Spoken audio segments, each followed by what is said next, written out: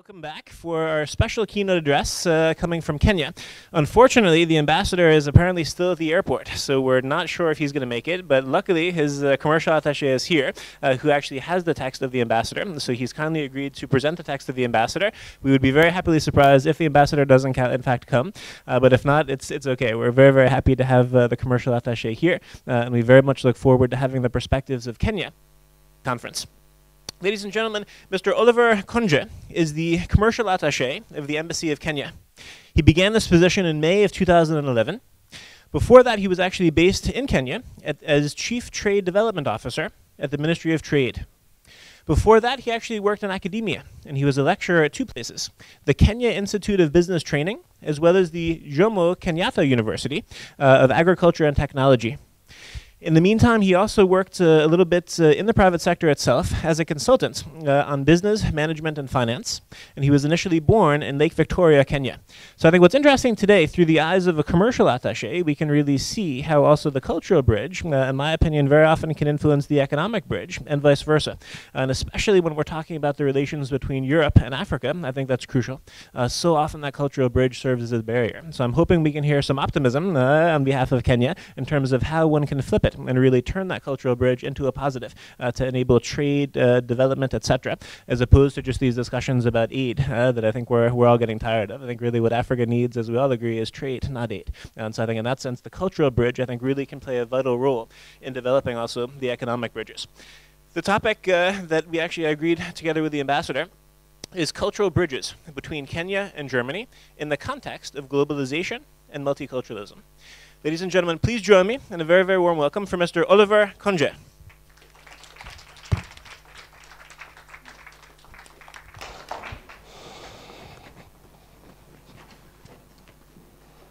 Thank you, Mike. Mark, I'm glad to be here, and thank you so much for giving me this opportunity to share with you. As you have heard, my name is Oliver Konje from the Kenya Embassy. And Kenya is based in Africa, East Africa. Eastern part of Africa, that is, we are bordering the Indian Ocean. Kenya is also within East African community where we have Kenya, Uganda, Tanzania, Rwanda, Burundi, that make up East Africa. Kenya is the strongest economy in the whole of Southern Sahara in Eastern African region, competing with only South Africa, and quite a well-developed country in terms of infrastructure, economic infrastructure, and so forth. In Kenya, basically, we have 42 tribes. Here, we'll be talking about 42 nationalities. But it is said that we are more than 42 tribes because as we look deep down into dialects, we realize that we are more than 42 because of different dialects.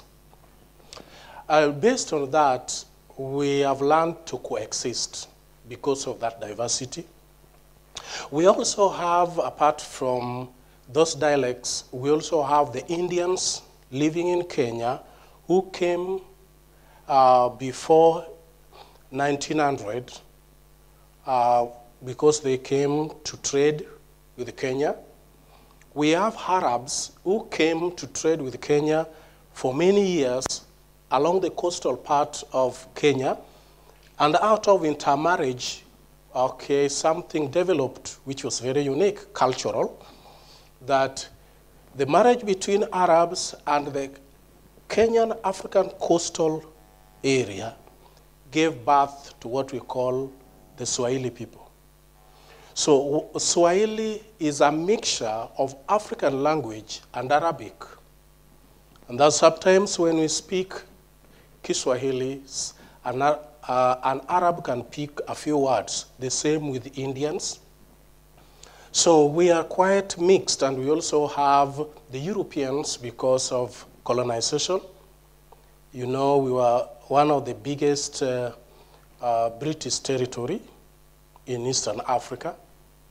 And we also have others from different regions, from China, Japan, and Europe as a whole. So we are quite mixed. And for that reason, we have realized that diversity is a strength and not a weakness. And in relation to that, we have realized that through our differences, we develop languages. There are different lifestyles that emerges. Population dimensions comes up, whereby right now we have about 75% of Kenyans are below 50 years of age.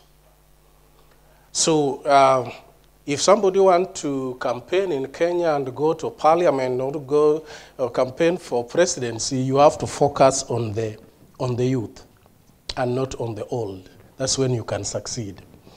We also have, out of that, different learning styles, character, inclinations, habits, attitudes developed because of such kind of mixed. But one thing I can say is that we respect cultures, we respect races, we respect tribes, and that is what has enabled us to coexist all this time. If we come to Germany, Germany has a long-term history with Kenya. It is said that it was the first country in the world to acknowledge Kenya as an independent state. But beside that, we have missionaries who came to Kenya from Germany, like Rebman. And when they came to Kenya, they settled along the coastal region, and they were the first missionary to write Kiswahili Bible. The Kiswahili Bible which we have, which has been developed and has been improved in terms of language, was written by German missionaries. Because the Germans believed that you need to be proud of your language. So Germans encouraged in Kiswahili speaking. And for that reason, we have that kind of relationship that has grown with the time. But in relation to that, we also have a relationship in the field of sports, whereby some German groups come to Kenya to train our young people in soccer.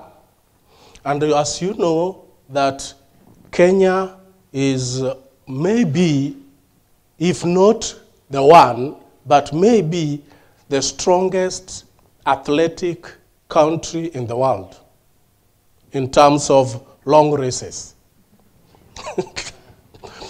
And therefore, sometimes we get Germans coming over to do practice in the highland areas. By the way, Kenya is not a desert. Only a small portion of Kenya in the north is desert.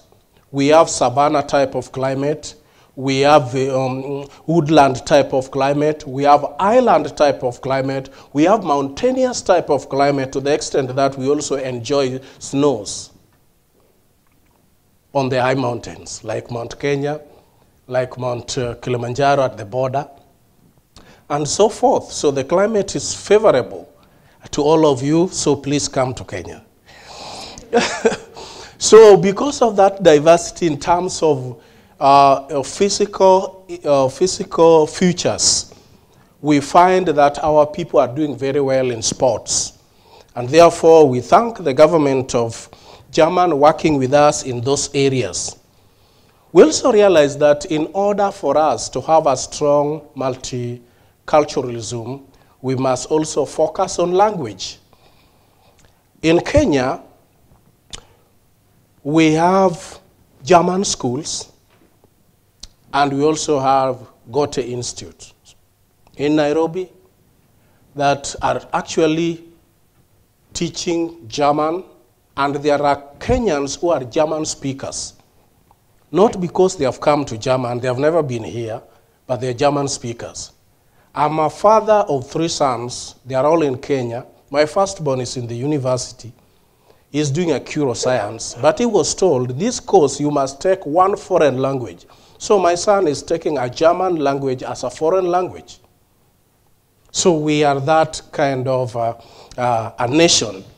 The reason is that language is an excellent tool for promoting culture, understanding of dynamism in language development, and language is the most dynamic aspect of culture in general. It is able to integrate us. It is able to help us understand each other. The language also helps us to know how people speak and react. People say that language is a key tool in transforming people and helping people to know how to relate with one another. In Germany here, you know Deutsche Welle. Deutsche Welle has a broadcast called Kiswahili broadcast. And therefore, it is propagating our culture through the language. We are also having exchange programs in Kenya, between Kenya and Germany. DAD has been doing very well. DAD has been doing very well. We call it in Kenya DAD. Okay, DAD, eh? DAD. So if you can forget, you just remember your dad and remember dad. Eh? Now, DAD has been doing very well in Kenya in terms of exchange programs. Right now, we have so many Kenyans here who has been brought forward and are doing masters, PhDs, students in Germany here through DAD. But before they do that, they are also integrated in the society by learning language for 6 months, even though PhD is done in English, but it is important in terms of relating with each other, understanding one another. So it has been a good tool for integration. And on the basis of that, we have some key Kenyans who have gone through DAD and have climbed the ladder, like the late Professor Wangare Maathai was a DAD alumni, like the present Prime Minister of Kenya, Odinga, DAD alumni. We have our ambassador who was sponsored by DAD. So we have those kind of programs between us and your country. When it's come to youth exchange programs, we also have youth programs between Kenya and Germany, and it has been very good because it has helped the youth to bridge the gap. And how it has helped the youth to bridge the gap is that it has helped in cultural integration when youth exchange programs which they have in high school, in churches, and so forth. We also have some youth socioeconomic empowerment between Kenya and Germany, and this has led to what we call exchange of knowledge, concept, information, income initiative generating activities, job creation, joint ventures, and so forth. But beside that, we are also seeing a situation whereby the youth are now exchanging their calendar of activities, whereby they are able to come to Kenya during a specific time and others forth and back. Yesterday and today in the morning, I was talking to one of the German students who want to go and be in Kenya for 6 months. And what she wants to do, she wants to go and work with the disadvantaged children in the slum ministry for 6 months. So we encourage such so that people may understand us better. It is said that people behave differently based on their culture. If I look at you like this, and after some time I look away, it doesn't mean that I hate you. In my culture, you cannot steadily look at somebody on the eye for several minutes. Once in a while, you look away. But in the East, if you do that, they think that you are not honest.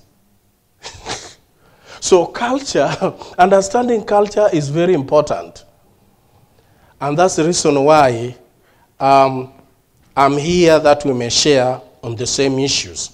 But as we integrate and we share and we exchange programs, and our politicians have been coming continuously to share various aspects of Kenya, and your ministers and leaders goes to Kenya, share different aspects.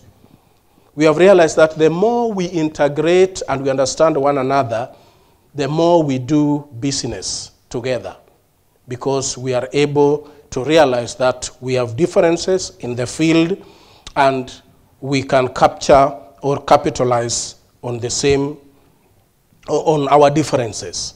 But there are some barriers and challenges when it's come to intercultural relations. One of them is which, before I came here, we're discussing with one of the Germans, is visa and other immigration-related issues. This has been a challenge to both sides in the sense that some people want to do business there, their visas are delayed. Those people want to come this way, their visas, those kind of challenges are there, but we are hoping to tackle them on the basis of our relationship. But they are minimal, a few cases that are there, because we also know there are people who do not want to come to Germany for the right, maybe, purpose, but for their own purpose that must be considered. We also have financial and material constraints for exchange programs, because like a high school student or a university student who is not working, you want to be in Kenya for several months, you must also figure out how much it will cost you to be there. And sometimes that cost may affect your desire to be in Kenya, to be in Africa, to be in America, or to be in another country. We also have the language barrier. The language barrier is there, the sense that we were not colonized by Germans and were colonized by the British. British is our second national language after Kiswahili. So we speak more of English than German. So if you're speaking, if somebody is speaking German, it means that he learned that as a, what we call optional subject in the high school. So that kind of a challenge is there, but I do believe that along the way, as people integrate, we will overcome it. There are also some other challenges in terms of time zones, seasons, and structural differences. For example, the way we have structured our education system is slightly different from the way you structure your education system. So when we come, it becomes a challenge, and that's the reason why I had to leave my children behind, because at the stage where they were, they could not come and integrate properly. Even if they were to come to international schools, there will still be some challenges because of the differences in terms of the school structure. And those are some of the challenges that we meet. Like when you are having your summer, back at home, people are in school. We go for holidays in December, April, August. Is the other way around. So that brings some elements of challenge when it's come to exchange program. So when it's come to economic issues, the cultural aspect is also very strong. For example, if I'm doing a business with you, you cannot come always to be telling me hi. I will find it offensive. I would like to have a handshake. And a handshake. That is a cultural thing. That tells me you are actually with me. So that is a cultural thing. And it's the same with you. You may have it differently. So when we are doing business, we also observe that We also observe how people talk. Sometimes you may find most of us from Africa, we speak with a lot of force. Well, a German will speak very softly. He will speak with a lot of force. Now, and that you may wonder, why is this person shouting at me?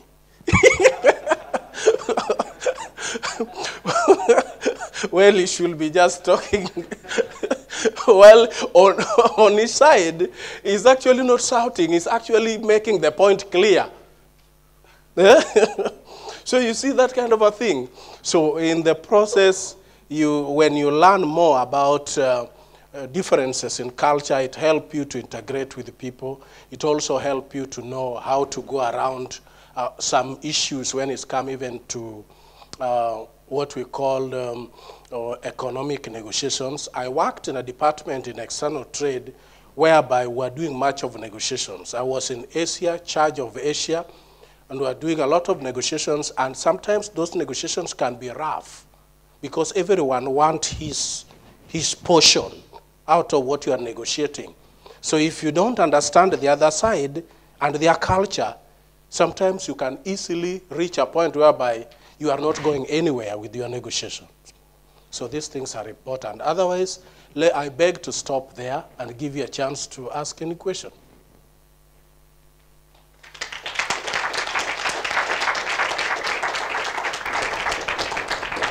Thank you so much for the nice information that you gave.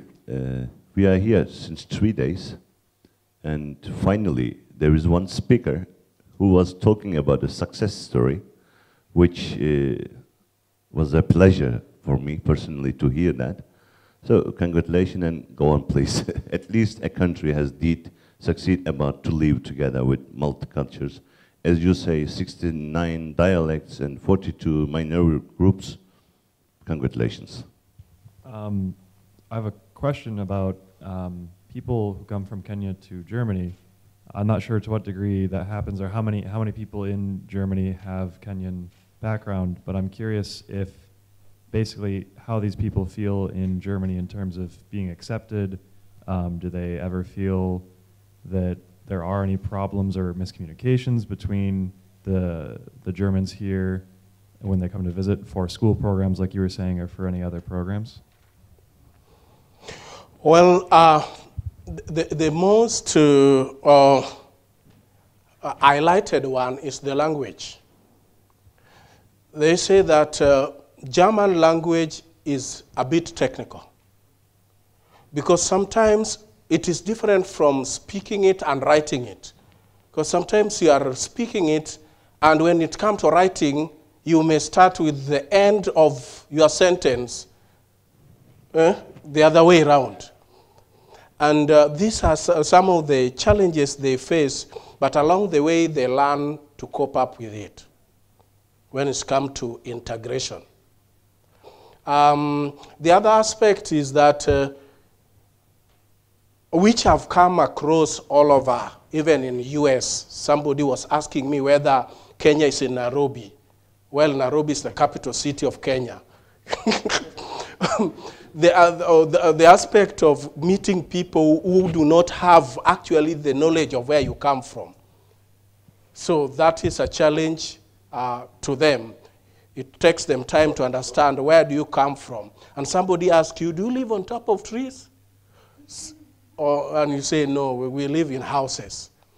Simply because of that aspect of not understanding the Africa as a whole. By the way, before I came here, I knew Germany in and out because I did European history. Not only as a subject, but as a nationally examinable subject. So I knew German in and out because of European history.